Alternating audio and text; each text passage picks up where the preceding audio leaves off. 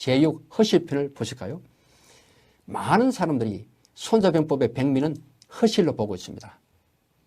유명한 당태종도요 이렇게 말합니다. 손자 13편 중에 허실만 한 것이 없다. 허실밖에 없다 이런 말을 합니다. 그만큼 허실이 중요합니다. 허실은 허와 실에 대한 얘기인데 실제로는 주도권 확보에 대한 얘기입니다. 그러니까 어떤 것을 이기기 위해서 어떤 적과 싸워서 이기기 위해서는 주도권을 어떻게 확보해서 적의 허를 발견해서 그걸 칠 수 있느냐 이것을 말하고 있습니다. 여기 보면요. 선처전지 이 대적자 일 후처전지 이 추전자 노 해가지고요.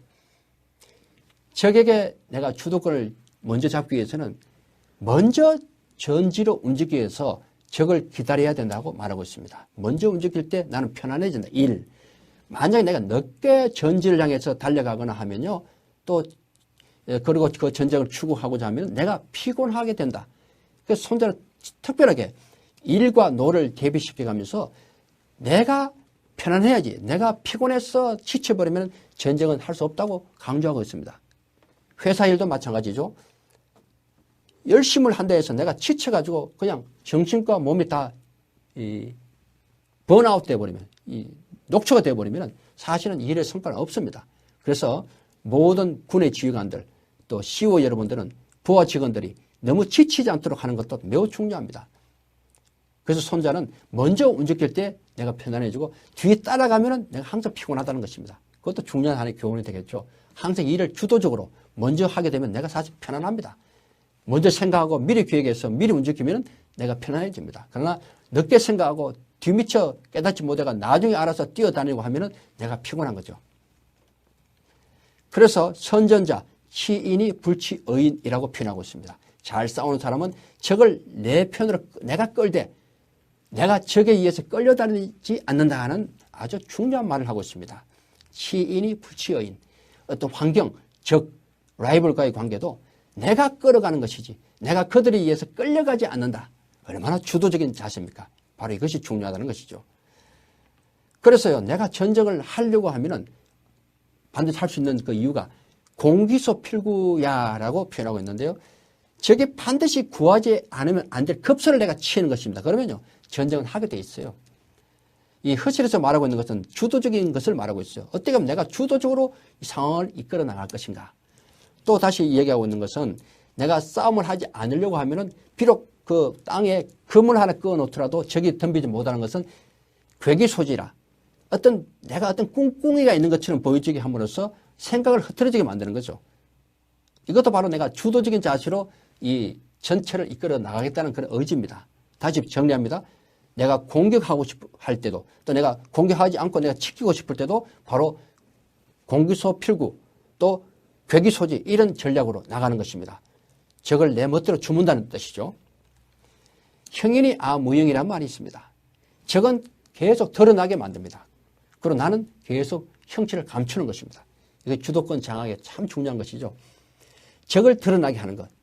적의 모양, 적의 생각들, 적의 의도들 모든 것 드러나게 만들고 나는 계속 무형을 만드는 겁니다. 나는 안 보이는 거죠. 내 생각조차 내 모양조차 안 보이는 것입니다. 그럴 때 주도권이 내한테 오는 겁니다. 손자가 말할 때 이 허실편의 또 중요한 부분이 집중을 얘기하고 있는데요. 아전이 적분. 나는 계속 집중하고 적은 쪼개라, 분산시키라 하는 것입니다. 내가 하나가 되면 적은 열로 나눠지고 그럴 때 결국은 나는 열로서 하나인 적을 상대하게 된다는 것입니다. 아전이 적분. 손자는 계속 강력한 집중과 분산을 요구하고 있습니다. 사실 우리가 전쟁을 할 때 군인들로서 또 사업을 할 때 어느 곳에 집중할 것인가 이것은 참 중요합니다. 바로 리더는 그런 해안이 있어야 됩니다. 그런 인사이트, 통찰력이 필요합니다. 강력한 집중 이것이 없으면요 일의 성공이 어렵습니다. 찔끔찔끔 안 됩니다. 가장 나쁜 것이 찔끔찔끔 조금씩 투자하는 것입니다. 조금씩 병력을 집중하는 것입니다. 잘못된 것이죠. 강력한 집중 어떤 곳에 할 것이냐 잘 판단해야 될 것입니다. 적수중 가사무투라 가고 있습니다. 적은 비록 많지만 비록 적이 많다 할지라도 가히 싸울 수 없도록 만든다. 얼마나 주도적입니까? 여기에는 여러 가지 방법이 있습니다. 적을 축차적으로 들어올 수 있도록 어떤 목을 점령한다거나 그렇죠? 그러면 적이 한꺼번에 못 들어오죠. 아무리 많은 병력이 있더라도 바로 명량해전 때 이수진이 최초에 구성했던 울돌목 전략이 바로 그것이죠. 아무리 적들이 200척, 300척 오더라도 우리 12척, 13척을 어떻게 막을 것이냐. 그것은 바로 울돌목의 목을 이용하는 것이죠. 아무리 적이 많더라도 축적인 공격을 유도해서 가히 한꺼번에 덤비지 못하도록 할 수 있는 것. 이것이 바로 적수중 가사무투의 병법입니다. 여기는 또 매우 중요한 말이 나옵니다. 승지형과 재승지형이란 말인데요. 승지형이란 말은 많은 사람이 알고 있어요. 그걸 볼 때 어떤 일이 이제 벌어졌어요. 전쟁했어요. 그 전투 결과가 눈에 보여요. 겉으로 드러나는 그 모습이 승지형입니다. 이기는 그 모습이 겉으로 드러나죠. 싸우고 하는 그 모습이. 그건 많은 사람이 알고 있어요. 그러나 더 중요한 것은 재승지형입니다. 이것은요. 그런 이길 수 있도록 사전에 하나씩 승리의 태세를 만들어 나가는 것. 이것이 바로 재승지형입니다. 이것은 사람들이 몰라요. 그래서 고차원적인 지휘관 또 회사의 CEO들은 바로 이것을 잘 할 줄 알아야 됩니다. 재승지형이 참 생명입니다. 승지형은 다 알 수 있고 다 눈에 보면 볼 수 있어요. 그러나 재승지형은 안 보입니다. 그래서 리더의 전략이 바로 여기서 숨어 있는 겁니다. 전승불복 이 응령어 무공이라. 전쟁의 승리는 두 번 반복하지 않고 그리고 응령 여러 가지 형태로 무궁하게 응령하는 것 이것이 참 중요하다는 것이죠. 그러니까 전쟁의 승리 어떤 사업의 성공은 똑같은 방법으로 두 번 반복이 안 됩니다. 그래서 계속적으로 생각을 바꾸고 생각을 발상을 바꾸고 고정관념을 타파하고 블루오션을 찾고 해서 전혀 새로운 영역으로 계속 무궁하게 발전시켜 나가는 것이 손무가 말하고 있는 허실의 아주 중요한 핵심입니다. 전승불복, 응령무궁 꼭 암기하십시오. 허실에 보면은 매우 중요한 말이 또 나오죠. 병형상수라.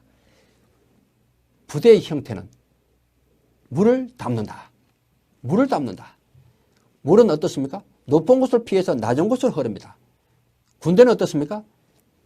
실한 곳을 피해서 허한 곳으로 간다는 것이죠.